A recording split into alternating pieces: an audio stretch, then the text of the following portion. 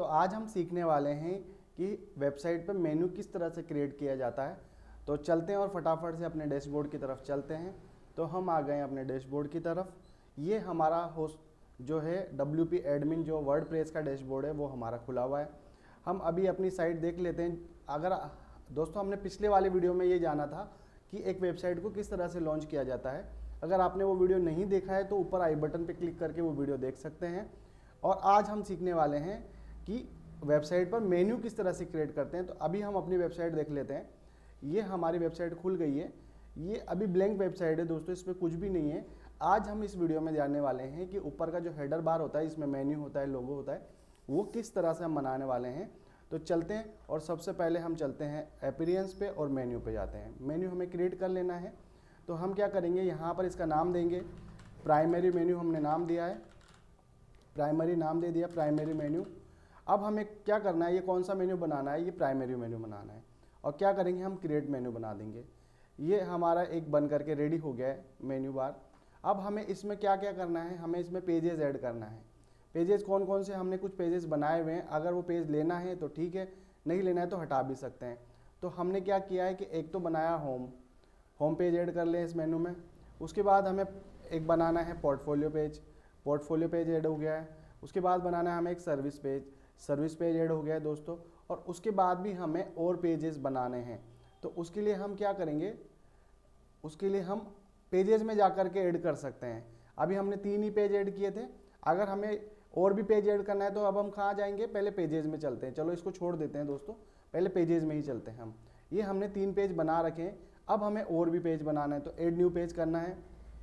कौन कौन से पेज हमें रिक्वायरमेंट होंगे, और वो हमें होंगे, हमने होम बना लिया है, सर्विस बना लिया है और पोर्टफोलियो बनाना है। अब हमें कॉन्टैक्ट अस पेज चाहिए होगा, अबाउट अस चाहिए। पहले अबाउट अस बना लेते हैं दोस्तों, अबाउट अस, और इसको पब्लिश कर देते हैं। ये हमने पब्लिश कर दिया, ये हमारा पेज बन गया है। एडिट वगैरह हम सब बाद में करेंगे दोस्तों। अभी हमने एक पेज बना लिया है, ये अबाउट अस बन गया। एक और पेज बना लेते हैं दोस्तों, वो हम बनाएंगे कॉन्टैक्ट अस। इसको हमने बना लिया है कॉन्टैक्ट अस, ये कॉन्टैक्ट अस पेज बन गया है। इसको भी पब्लिश कर देते हैं, पब्लिश हो गया है। अब दोस्तों हमारे पास कितने पेज हो गए, टोटल 5 पेज हो गए। ये पांचों पेज हमें होम पेज पे मेन्यू बार में ऐड करने हैं। तो अब वापस चलते हैं अपीयरेंस पे और मेन्यू पे आ जाते हैं हम। और हमने जो प्राइमरी मेन्यू बनाया था, अब आप देखो यहाँ पर 5 पेज दिखा रहा है हमारे लिए। होम ये 2 दिखा रहा है, लेकिन हमने ये जो बनाया वो एक ही है।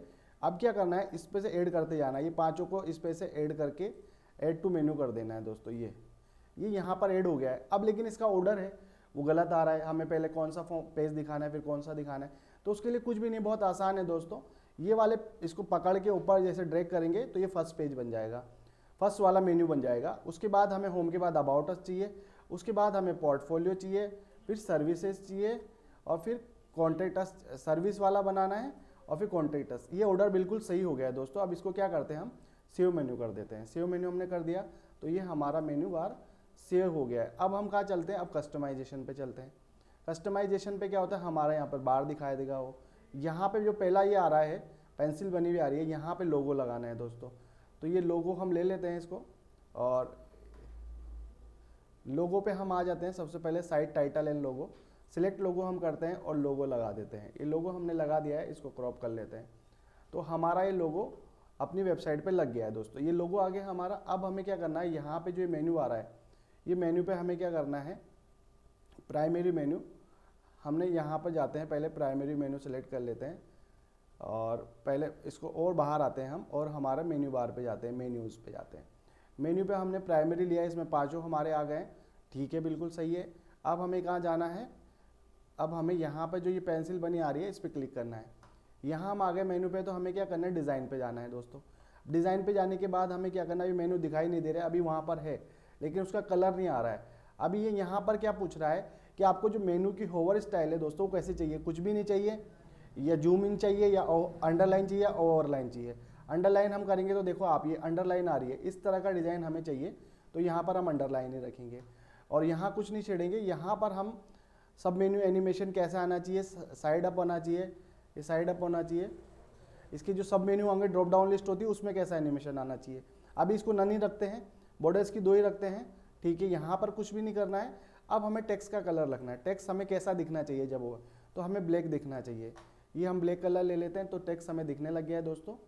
अब हमें जो इसका जो ये सेवकिन वाला टेक्स्ट है होवर, जब इस पर माउस ले जाएं तो हमें किस कलर का चाहिए, तो ये हमें ऑरेंज कलर का चाहिए, जो हमारा ब्रांड कलर है। उसका कोड हमने यहाँ रखा हुआ है, इसको कॉपी कर लेते हैं और यहाँ पेस्ट कर लेते हैं। ये हमने पेस्ट कर दिया, तो ये हमारा यहाँ पर कलर बन के रेडी हो गया है।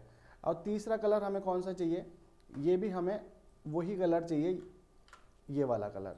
यानी ये तीसरा कलर कौन सा है दोस्तों, ये वो कलर है जो कि आपके एक्टिव पेज पे होगा। जैसे अबाउट अस पे क्लिक कर दिया तो ये किस कलर का होगा, ये वाले कलर का होगा। और होम पे क्लिक करा तो होम किस कलर का आ जाएगा, बाकी सब ब्लैक आएंगे और ये बाय डिफॉल्ट ही ऑरेंज हो जाएगा। ये तीसरा कलर जो दिखा रहा है एक्टिव कलर, ये इसका मतलब ये होता है कि जो पेज एक्टिव है उसका कलर कौन सा होना चाहिए। तो ये आ गया हमारे पास और ये हमारा मेन्यू रेडी हो गया है। अब हमें क्या करना है, अब हम थोड़ा सा इसका और आगे बढ़ते हैं। तो अब ये बैकग्राउंड भी अगर चाहिए तो यहाँ पर बैकग्राउंड चाहिए। तो अभी हम देखेंगे कैसे आता है बैकग्राउंड। अगर हमने ब्लैक दे दिया तो पूरे मेन्यू के पीछे बैकग्राउंड आ जाएगा, लेकिन हमें नहीं चाहिए। तो सेकंड वाला बोल रहा है ये होवर पे चाहिए, तो अगर हम होवर पे देंगे तो ये जिस पे क्लिक करेंगे उसके पीछे भी बैकग्राउंड आएगा दोस्तों, इस तरह से। ये भी हमें नहीं चाहिए तो इसको वापस अंडू कर देते हैं। तीसरा बोल रहा है कि जो एक्टिव पेज है उस पर बैकग्राउंड चाहिए, तो जो एक्टिव पेज होगा दोस्तों उसके वाले बटन के ऊपर बैकग्राउंड आ जाएगा। हमें ये भी नहीं चाहिए, हमने हटा दिया है। अब उसके बाद आते हैं हम मेन फ़ॉन्ट। मेन्यू जो फ़ॉन्ट है उसका मेन्यू के फ़ॉन्ट से रिलेटेड सेटिंग यहाँ कर सकते हैं। जैसे लाटो हो रहा है तो हम यहाँ पॉपिंस भी ले सकते हैं। पॉपिंस फ़ॉन्ट हमने ले लिया है तो हमारा मेन्यू पॉपिंस फ़ॉन्ट में हो जाएगा। ये पॉपिंस फ़ॉन्ट में हो गया, ये वाला हमने हटा देना है, ये वाला हमने हटा देना है, इसको अंडू कर देना है। ये हल्लो, ये हट गया ना। अब हमें मेन्यू फ़ॉन्ट में क्या करना है, पॉपिंस ले लिया। अगर हम वापस चाहते हैं लाटो तो लाटो में ले लेते हैं। ये हमने ले लिया। अब यहाँ पर फ़ॉन्ट का वेटेज कितना चाहिए, थिन चाहिए, बिल्कुल पतला हो जाएगा। अगर हमको लाइट चाहिए तो लाइट हो जाएगा दोस्तों, अगर नॉर्मल चाहिए तो नॉर्मल हो जाएगा, और हमको बोल्ड चाहिए तो बोल्ड हो जाएगा, और हमको इनहेरिट चाहिए तो जैसा है वैसा ही रहेगा। अब फ़ॉन्ट की साइज़ कितनी चाहिए, मान लो मुझे 10 चाहिए तो छोटा छोटा आएगा। हमें 20 चाहिए तो 20 सही फ़ॉन्ट आता है, तो हमने 20 रख दिया है। अब ये यहाँ पर जो एरो आ रहा है इसको बढ़ाएंगे तो ये उस मेन्यू से ऊपर कितना चाहिए, उससे नीचे कितना चाहिए, ये ऐसा बोल रहा है। तो हमें इसको नहीं छेड़ना है, वापस यहाँ पर हमने 20 कर दिया है। ठीक है, ये हो गया हमारा यहाँ तक।